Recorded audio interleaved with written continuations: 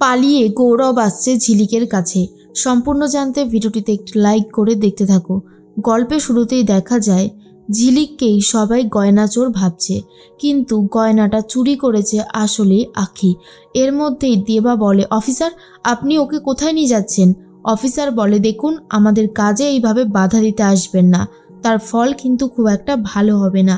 এরপর ঝিলিক বলে, আপনি আমাকে নিয়ে চলুন অফিসার, আর বাবা তুমি আমার জামিনের ব্যবস্থা করো।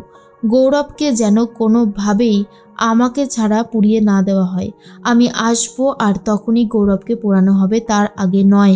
আর এই কথাটা বলতে গিয়ে রীতিমতো কান্নাকাটি শুরু করে দেয় ঝিলিক। এরপরে ঝিলিককে অফিসার নিয়ে যেতে চাইলে দেবা আটকাতে চায়।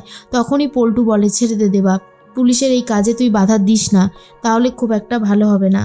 কিন্তু দেবা এটা কোনোভাবেই মেনে নিতে পারছে না আর বলে, যেই মেয়েটা আমার জন্য এত কিছু করেছে আমাকে ভালো রাখতে, সেই মেয়েটা আমার সামনে থেকে এভাবে জেলে চলে গেল।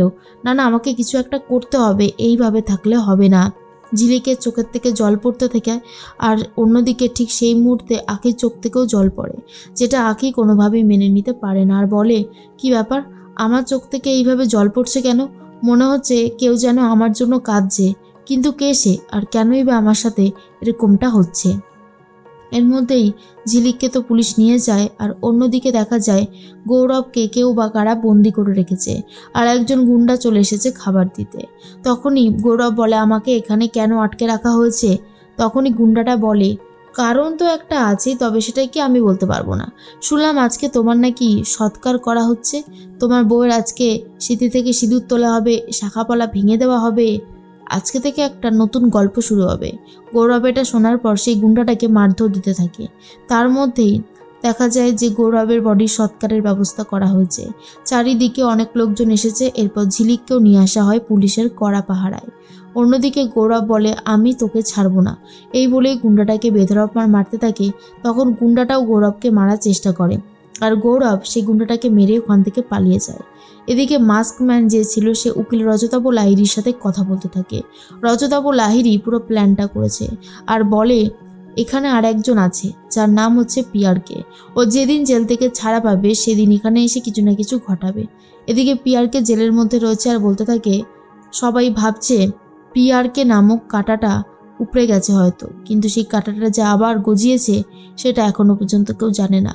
আমার যারা এই অবস্থা করেছে তাদেরকে আমি শাস্তি দেওয়াবই, যেভাবেই হোক না কেন।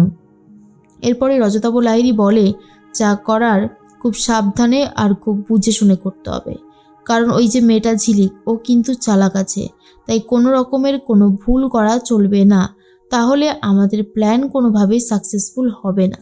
এর মধ্যেই মাস্কম্যান বলে, আমি তো কাঁটা দিয়েই কাঁটা তুলতে চাইছি, এখন দেখা যাক পুরোটা কি হতে পারে। এরপর রজতাভ লাহিড়ী ভাবে, যেভাবেই হোক পুরো সম্পত্তি তার চাই। অন্যদিকে দেখা যায় যে ঝিলিককে তো নিয়ে আসা হয়েছে, ঝিলিক ভীষণই ভেঙে পড়েছে। গৌরবের বডির সৎকার যেভাবে দেখতে হবে সেটা কখনোই এক্সপেক্টই করেনি ঝিলিক। এর মধ্যে গৌরব তো সেখান থেকে পালিয়ে গেছে, আর গৌরব দৌড়াদৌড়ি শুরু করে দিয়েছে যাতে গৌরবকে কেউ ধরতে না পারে, যাতে ঝিলিকের কাছে ডিরেক্ট পৌঁছে যেতে পারে গৌরব। এরপরে নীলিমা খুব ভেঙে পড়ে আর কান্নাকাটি করতে থাকে। জেঠুমণি বলে, যেই ছেলেটা মাথা উঁচু করে বাঁচতে শেখালো আজকে সেই আমাদেরকে ছেড়ে চলে গেছে, এর থেকে খারাপ বোধহয় আর কিছু হতে পারে না। বাড়ির প্রত্যেকটা মানুষই খুব কান্নাকাটি করতে থাকে, আর কেউই বিশ্বাস করতে পারে না গৌরব আর বেঁচে নেই। সব থেকে বেশি কান্নাকাটি করতে থাকে নীলিমা, কিন্তু গৌরব আসছে তাড়াতাড়ি করে ঝিলিকের কাছে।